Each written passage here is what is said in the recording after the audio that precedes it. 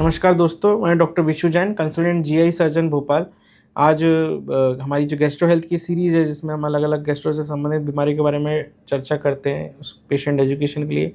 आज उसी श्रृंखला में हम एक कॉमन प्रॉब्लम के बारे में बात करेंगे, जिसको फिस्टुला कहते हैं या हिंदी में कई बार भवंदर भी कहते हैं।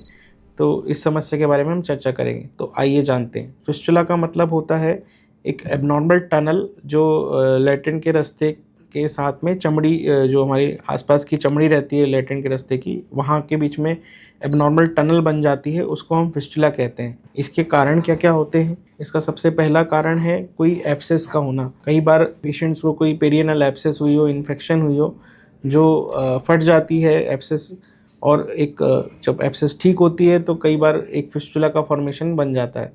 दूसरा कारण होता है क्रोन्स डिजीज़। क्रोन्स डिजीज़ जिन पेशेंट्स को होती है, जो एक आंतों का इन्फेक्शन है, उस पेशेंट्स में भी कई बार फिस्टुला बन जाता है।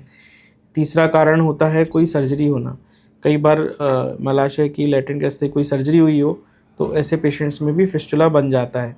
चौथा होता है कई बार पेशेंट्स को डायबिटीज़ हो या वीक इम्यूनिटी इम्यूनोसप्रेशन की वजह से, या कुछ इस तरह की एड्स, इस तरह के एचआईवी एड्स, इस तरह की बीमारियाँ हों, तो ऐसे पेशेंट्स में भी कई बार फिस्टुला बन जाता है। इन कारणों के बारे में बात हो गई। अब आगे हम बात करें पेशेंट्स को सिम्पटम्स क्या-क्या रहते हैं। तो ऐसे पेशेंट्स को जो सिम्पटम्स हैं वो कंटिन्यूअस एक मवाद जैसा या पानी जैसा म्यूकस डिस्चार्ज लैट्रिन के रास्ते के पास में से आता रहता है, या कई बार होता है कि उनको पस आती है, कुछ टाइम रहती है, ठीक हो जाती है, अपने आप चली जाती है, ऐसा सालों से चल रहा होता है। उसके अलावा पेशेंट्स को कई बार बुखार, कई बार इन्फेक्शन या सूजन वहाँ पे हो सकती है। इसके साथ हम आगे बात करें कि इसको क्यों नज़रअंदाज नहीं करना चाहिए। तो काफ़ी बार फिस्टुला के पेशेंट्स हमारे पास आते हैं, उनको 6 महीने, 1 साल, 2 साल से प्रॉब्लम रहती है। कई बार तो ऐसे पेशेंट्स भी आए हैं जिनको 6-6 साल से ये समस्या है। तो आम तौर पे ये पेशेंट्स जो हैं वो इसको नज़रअंदाज करते हैं कि उनको लगता है कोई फुंसी है या कोई बाल तोड़ है, उस तरह की समस्या है जो अपने आप ठीक हो जाएगी। तो ऐसा नहीं है। फिस्टुला एक अलग समस्या है। ये बिना ट्रीटमेंट के ठीक नहीं होती।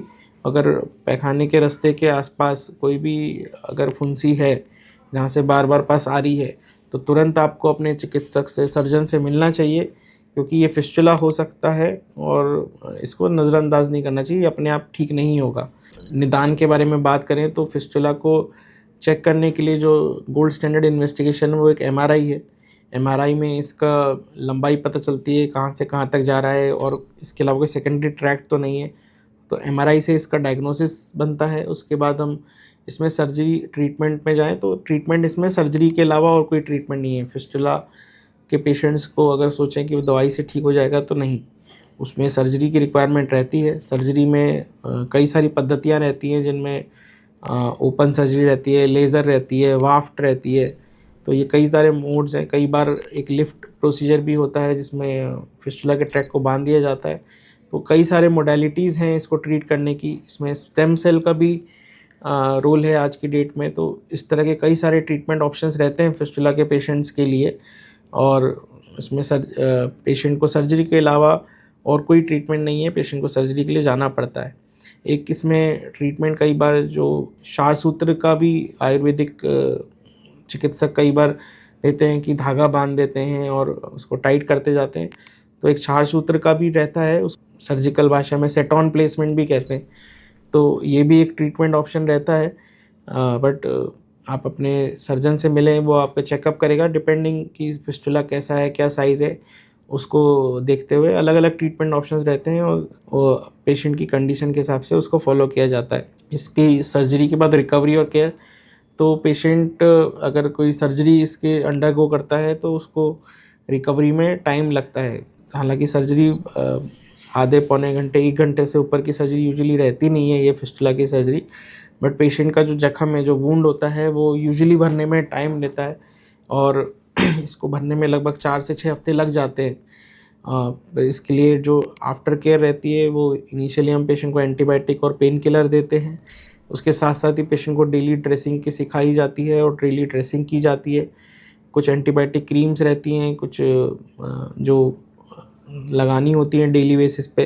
इसके अलावा सिट्स बाथ जो होता है कि गर्म पानी एक टब में भर के उसमें सेकना है 15 से 20 मिनट के लिए, ऐसा 3 से 4 बार दिन में डेली, इनिशियली खासतौर पर पहले 10 हफ्ते 10 दिन तो ये करना होता है। धीरे धीरे उसको दिन में 2 बार फिर 1 बार कर सकते हैं। इसमें आफ्टर केयर काफ़ी इस तरह से रहती है और काफ़ी इंपॉर्टेंट रहती है इसकी प्रॉपर हीलिंग के लिए।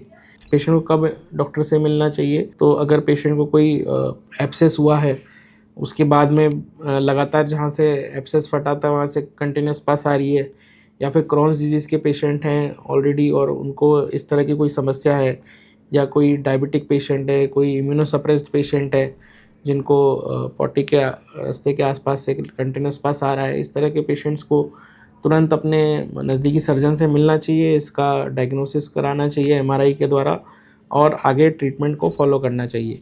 फिस्टुला ये ऐसी फैलने वाली बीमारी नहीं है ना, तो इसको प्रॉपर ट्रीटमेंट से इसको ट्रीट किया जा सकता है। हालांकि सर्जरी के अलावा इसको कोई ऑप्शन नहीं है, मेडिकल ट्रीटमेंट कुछ नहीं होता फिस्टुला का। सर्जरी के बाद पेशेंट की अच्छी रिकवरी होती है और पेशेंट ठीक होते हैं। तो इसी तरह की गैस्ट्रो से संबंधित बीमारी के बारे में डिटेल में इंफॉर्मेशन के लिए, एक्यूरेट इन्फॉर्मेशन के लिए हमारे चैनल को सब्सक्राइब करें, हमारे वीडियो पे लाइक करें। कुछ आपके डाउट्स हैं, कुछ आप इससे संबंधित या कोई और बीमारी संबंधित परामर्श चाहते हैं तो हमारे वीडियो पे कमेंट करें। हमारा नंबर भी स्क्रीन पे रन हुआ होगा। अगर आप कुछ कंसल्ट करना चाहते हैं, मिलना चाहते हैं, किसी पेशेंट को दिखाना चाहते हैं, उस नंबर पे संपर्क करें। बाकी वीडियो को शेयर करें अपने फ्रेंड्स रिश्तेदार के साथ। Thank you.